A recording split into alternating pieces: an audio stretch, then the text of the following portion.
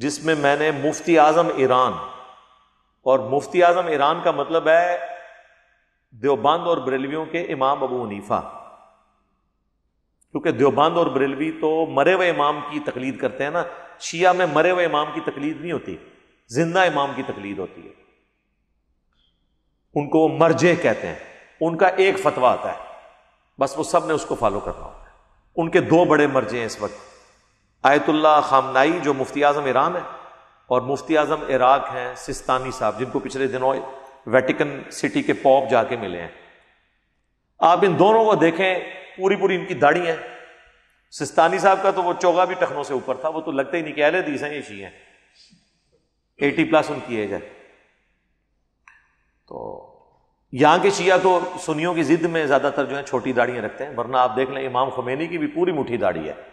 اس وقت بھی خامنائی صاحب کی تصویر میں نے اس میں لگائی ہے، ان کی بھی پوری مٹھی داڑھی ہے۔ جواد نقوی صاحب دیکھ لیں، بڑے شیعہ عالم ہیں، انہوں نے بھی بڑی داڑھی رکھی ہوئی ہے۔ چھوٹی داڑھی بھی جائز ہے، لیکن جو دینی مسند پہ لوگ بیٹھے ہیں ان کو چاہیے کہ افضل عمل کی طرف جائیں۔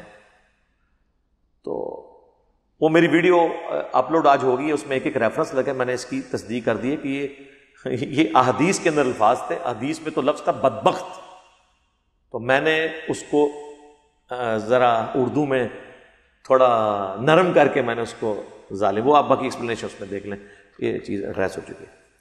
چہرے کے اضافی بال نوچنا گناہ ہے؟ گناہ ہے وہ والے بال جو روٹین کے بال ہوں، جیسے یہ پلکنگ کرنا۔ بخاری مسلم میں حدیث ہے، 3 قسم کی عورتوں پہ اللہ اور اس کے رسول نے لعنت کی ہے: چہرے کے بال اکھیڑنے والیاں، دانتوں میں گیپ بنوانے والیاں خوبصورت دکھنے کے لیے، اور ٹیٹو بنوانے والی، گدوانے والیاں جو اللہ کی خلقت کو بدلتی ہیں۔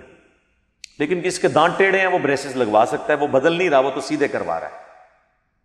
اسی طرح کا کسی عورت کی مونچھیں یا داڑھی نکل آئے ہلکے ہلکے بال، تو وہ اس کو ریموو کرے گی، اس لیے کہ عورت کو اللہ نے بال نہیں دیے، تو وہ روٹین سے ہٹی ہوئی۔ پلکنگ کی ہم اس لیے مانت کرتے ہیں کہ یہ تو پلکنگ مرد عورت دونوں کی یہ بھویں تو ہوتی ہیں، اس کی اب اس کو آپ نے چھوٹا کر کے کیا کرنا ہے، اور وہ ڈینیں ہی بنی ہوئی ہوتی ہیں، چھوڑی کیا۔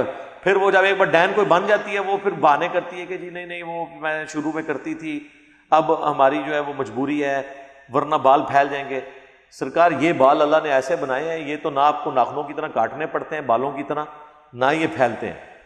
میری وائف بھی شادی سے پہلے اس کو ایک دفعہ اس کی سہیلیوں نے زبردستی پلکنگ کروا دی کہ تیرا بیاہ ہونا ہے تو کام پال ہے، وہ نہیں کرتی تھی۔ میں نے شادی میں کہا ایک کام بھائی چھڑ دو، کوئی نہیں، اس نے کبھی نہیں کی ہے، کوئی بال نہیں پھیلے، نہیں گلا مشہور نے، اس طرح نہیں ہوتا۔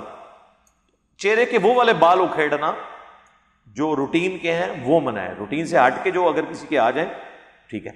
داڑھی بھی ایون المصنف ابن ابی شیبہ میں موجود ہے، ابراہیم نخی تابعی جو تھے وہ رخساروں کے بال اکھاڑ لیتے تھے، یہ داڑھی میں نہیں آتے، یہ ہر ایک بندے کے تو نہیں ہوتے۔ بلوچیوں کی آپ داڑیاں دیکھیں وہ یہاں تک ہوتی ہیں، ہماری یہاں تک ہوتی ہیں، چائنیز کی بالکل یہاں تک ہوتی ہیں، ٹھیک ہے۔ داڑھ کے اوپر اگنے والے بالوں کو داڑھی کہا جاتا ہے، لحیہ، یہ بس یہ بال داڑھی میں نہیں ہے اور نہ یہ بال داڑھی میں، یہ بال یہ گلے پہ بال۔ اگر کوئی یہاں سے صفائی کراتا ہے یا برابر کرواتا ہے یا اوپر سے کرواتا ہے تو یہ بالکل جائز ہے خط کروانا۔